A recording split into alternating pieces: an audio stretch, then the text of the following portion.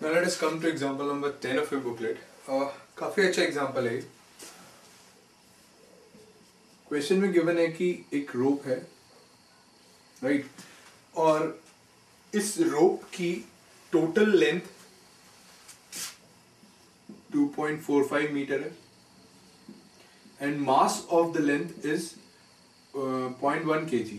ये uniform mass है, right. It Hanks from the ceiling, मतलब ऊपर से टंगी हुई है. In the first part, we have to calculate the speed of the transverse wave in the rope at a point 0.5 meter distance from the lower end. यहां से 0.5 metre पर है, ठीक है. अब इस पॉइंट पे मेरे को ट्रांसवर्स वेव की वेलोसिटी की वैल्यू बतानी है, राइट. तो हमने जो डेरिवेशन करी थी, उस डेरिवेशन में क्या था?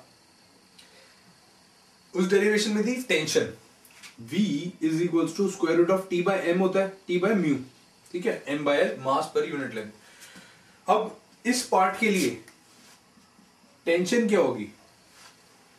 टेंशन क्या होगी बेसिकली? अब कोई भी एक पार्ट है, उसमें टेंशन क्या होगी? अगर मैं इस लोअर एंड पे देखूं, इस लोअर एंड पे टेंशन कितनी है? 0. बिकॉज कोई भी ऐसा पार्ट नहीं है जो उसको नीचे पुल कर रहा हो, कुछ भी नहीं है. लेकिन अब इसके अंदर क्या है? ये वाला जो पार्ट है, इसके लिए नीचे वाला पार्ट है, इसका एक नीचे फोर्स लग रही है विच इज M-G, ठीक है ना.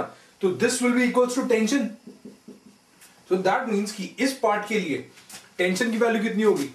T will become equals to 0.1 into 9.8 divided by 2.45 into 0.5, ठीक है ना. मतलब इतनी पार्ट ये हो गया, ये होता है M into G divided by total length into 0.5. मतलब पूरे में से, क्योंकि पूरे का मास कितना था? 0.1 kg था, तो 0.1 में से इतने का मास कितना होगा? Divide by 2.45 into 0.5. तो ये हमारी टेंशन हो गई, right. So V will come out to be square root of 0.1 into 9.8 into 0.5 divide by 2.45 into mass per unit length. Mass per unit length कितनी है? 0.1 डिवाइड बाय 2.45. तो इससे ये कैंसिल आउट हो गया. सो V will come out to be square root of 0.5 into 9.8. ठीक है. तो हम इस तरीके से निकालेंगे, राइट. आप और कुछ गलती मत करना प्लीज इसमें, ठीक है. Now the second part says is calculate the time taken by the transverse wave to travel the full length of the rope. ठीक है. Now to calculate full length of the rope. तो अब किसी भी एक, अगर मैं लेट सपोज फुल लेंथ उसको ट्रैवल करना है, ठीक है, किसी भी एक x डिस्टेंस पे मैं मान लेता हूं ये मेरा एलिमेंट है, राइट. इस एलिमेंट को मैंने मान लिया, तो इसकी वेलोसिटी कितनी होगी? Velocity will be given by square root of T by mass per unit length. Mu तो सेम, म्यू कांस्टेंट है पूरी लेंथ के लिए. T will be changing for every x, ठीक है. तो इसको लिख लेता हूं मैं म्यू, ये म्यू हो गया, into G into x divided by mu. तो V will come out to be square root of G into x. अब इसको टाइम टेकन निकालना है, राइट.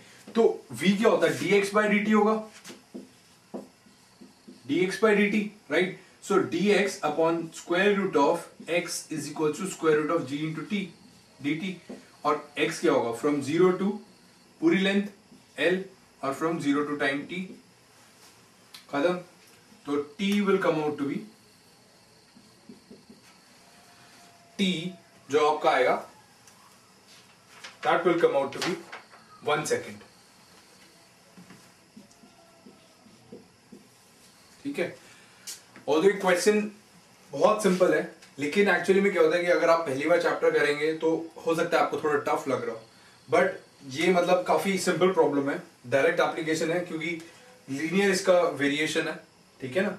तो काफी सिंपल प्रॉब्लम थी, बट हो सकता है आपको अभी थोड़ी मुश्किल लगे, but it is not so tough. It comes in the very simple problems.